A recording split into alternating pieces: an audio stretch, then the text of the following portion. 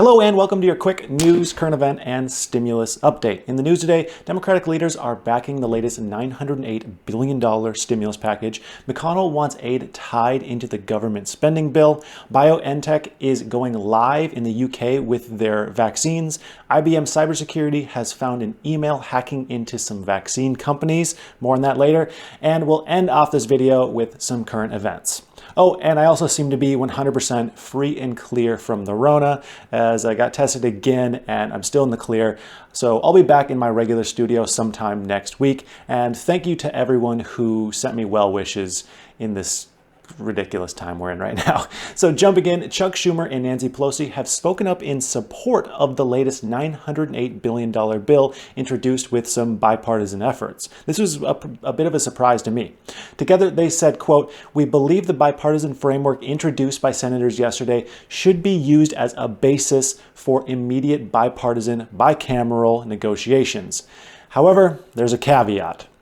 There's always a caveat, isn't there? The word basis." They go on to say, "We and others will offer improvements, but the need to act is immediate, and we believe that with good faith negotiations, we could come to an agreement." Given Nancy's all or nothing stance so far, these improvements could very quickly land us right back at her latest negotiation figures. I would be personally extremely surprised if all of a sudden she was okay with cutting her latest negotiated figure by more than half.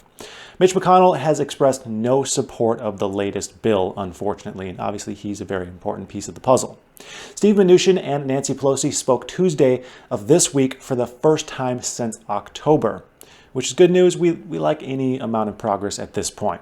Mnuchin told the Speaker of the House that he would review the bipartisan bill proposal as well as an unspecified secret proposal top Democrats offered the GOP leaders on Monday. I wish I knew the details of this secret proposal. After these meetings, Mitch McConnell had a bit of a different tune regarding all of this going on. He went on to suggest that both sides are actually reaching a more productive phase in talks. And that coming from Mitch kind of says a lot, because he seems to err more on the negative, we're not getting things done side. So if he's the one saying we're being productive, it kind of means a lot.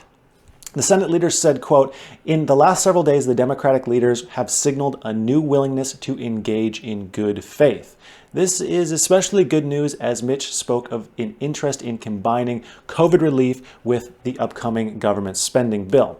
If leaders can get Mnuchin's latest $500 billion that he freed up from the feds to cover McConnell's bill and what he wants covered, then they'll only have to come up with another $408 billion to pick up the rest of the latest bipartisan bill. Now, I wouldn't think that should be too hard of a task for our leaders. We just hope that they can make it happen. Oh, and also I'd like to stop a second here and let you guys know about something interesting that I found during my research for today's video. I just had to talk about this.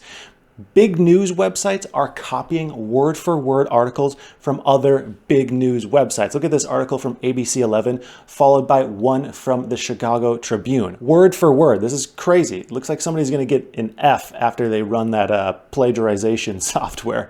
On top of that, these guys want you to pay to subscribe to them just to copy and paste from someone else. That's just another reason to hit the like and the subscribe button below. I'm free, and I actually put in the effort to compile the news in an easy to follow and original format.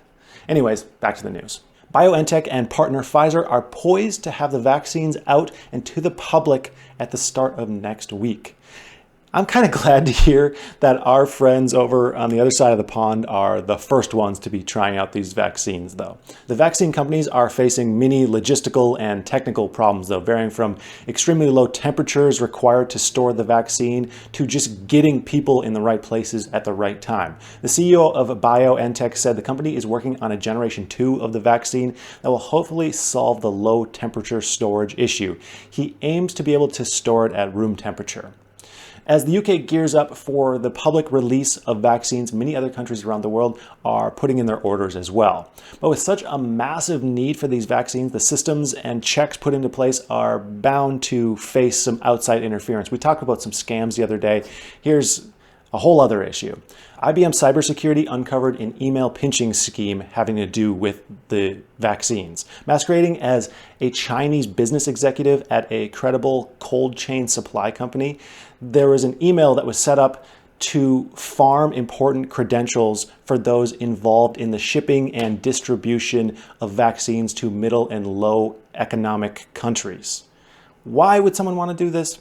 I don't know. But after the discovery, IBM has warned all of those involved to step up security as cyber attacks on health organizations are on the rise, especially with these vaccines beginning to be dispersed to the public by next week. Now let's wrap up this Friday with some rapid fire current events.